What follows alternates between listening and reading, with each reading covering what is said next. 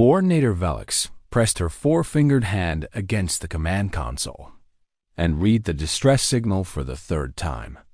The message had come from the remote colony world of Thesser 7, a small agricultural planet on the edge of Galactic Union space. The Kreth Raiders had struck again, and the colony had fallen in less than 6 standard hours. The emergency response vessel Mercy's Light dropped out of hyperspace above the devastated world. Velix stood on the observation deck, watching the planet rotate slowly beneath them. Smoke columns rose from what had once been the capital settlement. The Kreth had been thorough in their destruction. "Coordinator, we are receiving updated reports from our scout drones," announced her second officer, a tall Minvari named Torvax. His blue skin flickered with concern as he studied the data streams. "The Kreth fleet has departed the system. They appear to have taken what they wanted and moved on." Velix nodded slowly. This was the pattern.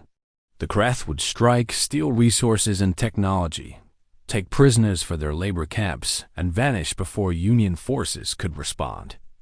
By the time emergency teams arrived, there was nothing left but ruins and survivors hiding in whatever shelter they could find. "How many colonists were on Thesser 7? She asked. Torvax checked his records. Approximately 12,000 registered inhabitants. Mixed species population. Primarily Vorlon farmers, some Minvari traders, and...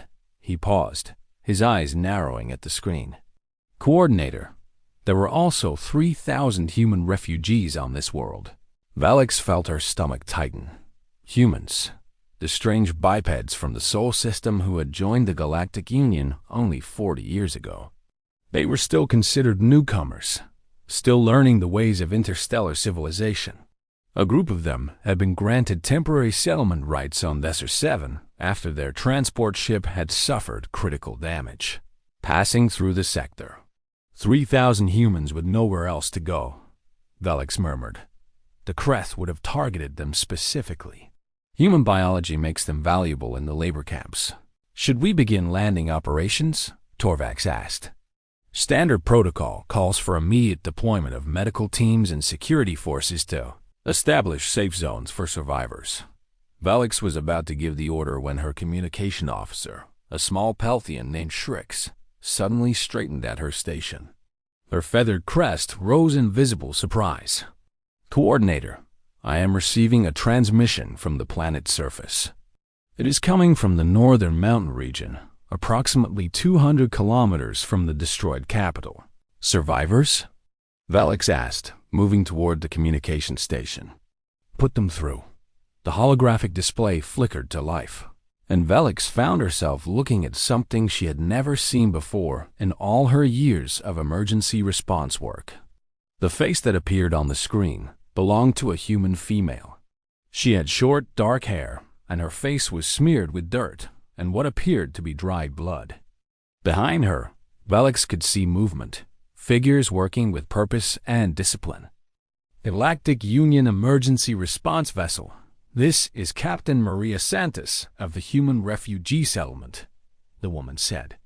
Her voice was calm and controlled, showing none of the panic that Velix usually heard from survivors. "We are requesting coordination assistance and supply drops at the following coordinates.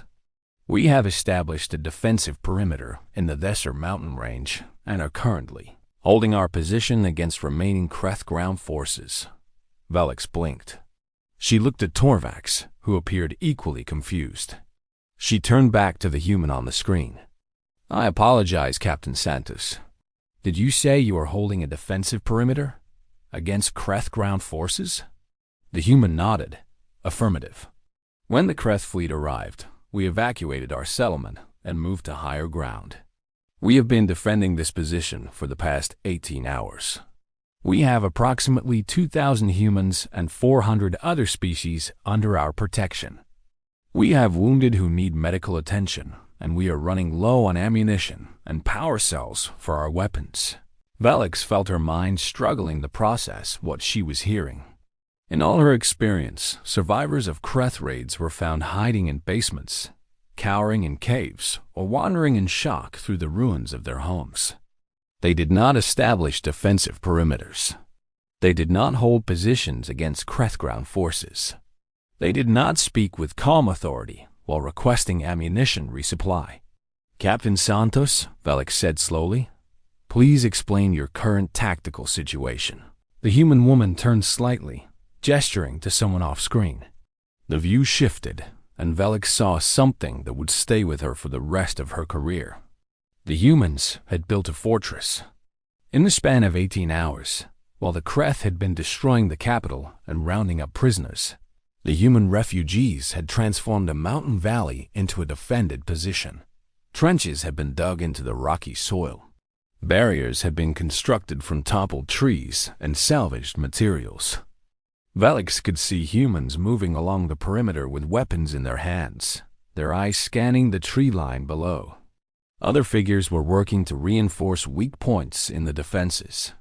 Still others were caring for the wounded in a makeshift medical station. "We established our primary defensive line here," Captain Santos explained, pointing to various positions. "We have observation posts on the 3 surrounding peaks. The Kreth have attempted 2 assaults in the past 12 hours. We repelled both with minimal casualties on our side. However, we have used most of our ammunition in these engagements. If they attack again in force, we will be forced to fall back to our secondary positions." Torvax leaned close to Velix and spoke quietly.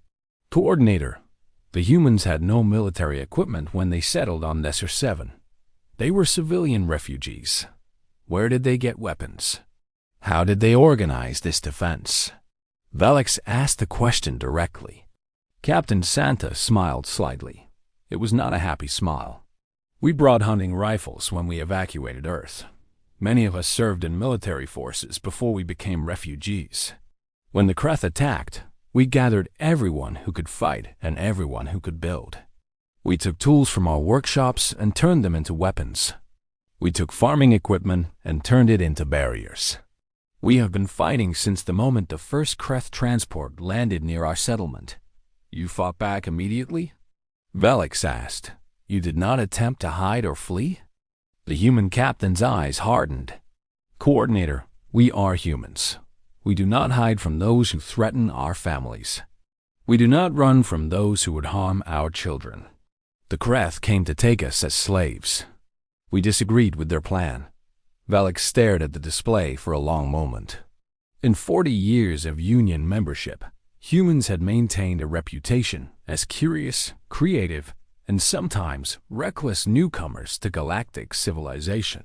They were known for their strange music, their love of exploration, and their bewildering variety of food. They were not known for this. They were not known for fighting. "Coordinator," Shrix interrupted, "I am detecting Kreth ground forces moving through the forest toward the human position. Approximately 300 soldiers with armored support." Captain Santos nodded grimly. "We see them too. They have been gathering strength for the past 2 hours. This will be their main assault." She looked directly at the camera. "Coordinator, I am not requesting rescue. I am requesting ammunition and medical supplies. My people can hold this position if we have the resources to do so. We can protect not only ourselves, but the 400 Vorlon and Minvari civilians we have taken under our protection." Velix made her decision instantly.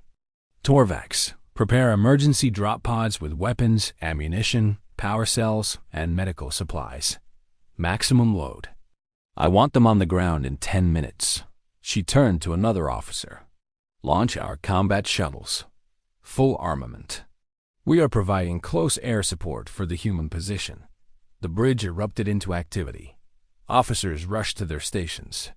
Commands were issued and acknowledged. The great ship hummed with sudden purpose. Velix returned her attention to the human captain. "Help is coming, Captain Santos. Hold your position." The human woman nodded once. "We were never planning to do anything else, Coordinator." Santos out. The display went dark. Velix watched as drop pods launched from her vessel, streaking down through the atmosphere toward the mountain position. Combat shuttles followed, their weapons hot and ready. On the surface below, 3,000 humans stood ready to fight an enemy that had never expected resistance. When the supply pods landed inside the human perimeter, Velix watched through drone cameras as the refugees distributed weapons and ammunition with practiced efficiency. Children were moved to protected positions. Wounded were stabilized by human medics working alongside the emergency supplies. Fighters took their places along the defensive line. The Kreth came in force. 300 soldiers, supported by armored vehicles, pushed up the mountain slope, expecting to overwhelm the survivors they had been hunting. They had taken slaves from a dozen worlds. They had never been defeated by their prey. They had never fought humans before. The battle lasted 4 hours. The humans fought from their trenches and behind their barriers. They fought with rifles and improvised weapons. They fought with their hands when they had to. The combat shuttles from Mercy's Light swept down to provide fire support, but the humans never broke. They never wavered. They held their line with a determination that left Velix speechless. When it was over, the Kreth assault force was destroyed. 147 human fighters were wounded. 23 had died defending the perimeter. But 2,000 humans and 400 alien refugees were alive and safe. Velix personally led the landing party that descended to meet the defenders. She walked through the human camp, seeing exhausted fighters slumping against their positions, seeing medics working tirelessly on the wounded, seeing children emerging from protected bunkers to embrace their parents. Captain Santos met her at the center of the camp. The human woman was exhausted, her uniform torn, a bandage wrapped around her left arm. But she stood straight and met Velix's eyes without flinching. "Thank you for the support, Coordinator," Santos said. "We could not have held without those supplies." Velix looked around at the improvised fortress, at the trenches and barriers and fighting positions that had been built in mere hours by people with nothing but determination and the will to survive. "Captain Santos," she said quietly, "in all my years of emergency response, I have never seen anything like this. I have never seen refugees defend themselves so effectively. I have never seen survivors organize resistance before help could arrive." She paused. "How did you do this?" Captain Santos was silent for a moment. Then she looked at the humans around her, at the fighters and builders and healers who had stood against the darkness together. "Coordinator, humans have a long history. We have faced wars and disasters and enemies who wanted to destroy us. We have learned that waiting for rescue is not always possible. We have learned that when danger comes, we must protect ourselves and each other." She met Velix's eyes. "We are not soldiers by choice. We are farmers and teachers and engineers who were forced to leave our home world. But we remember what our ancestors taught us. When you are threatened, you fight. When your family is in danger, you protect them. When the enemy comes, you stand together and you do not break." Velix nodded slowly, understanding something new about these strange beings from the Sol system. The report she filed with Galactic Union Command became famous throughout the emergency response community. Other coordinators read it with disbelief. Military officers studied it with professional interest. Politicians debated its implications. The humans had changed something fundamental about how the galaxy understood refugees. They were not helpless victims to be rescued. They were not passive survivors to be protected. They were people who would fight for their lives, organize their own defense, and request ammunition before they requested evacuation.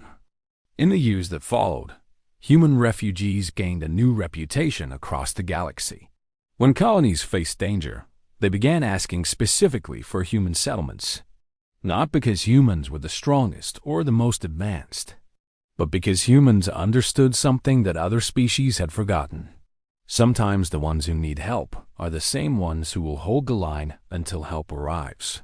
And sometimes the emergency response teams are not arriving to rescue survivors. They are arriving to reinforce a fortress that was built by people who refuse to be victims.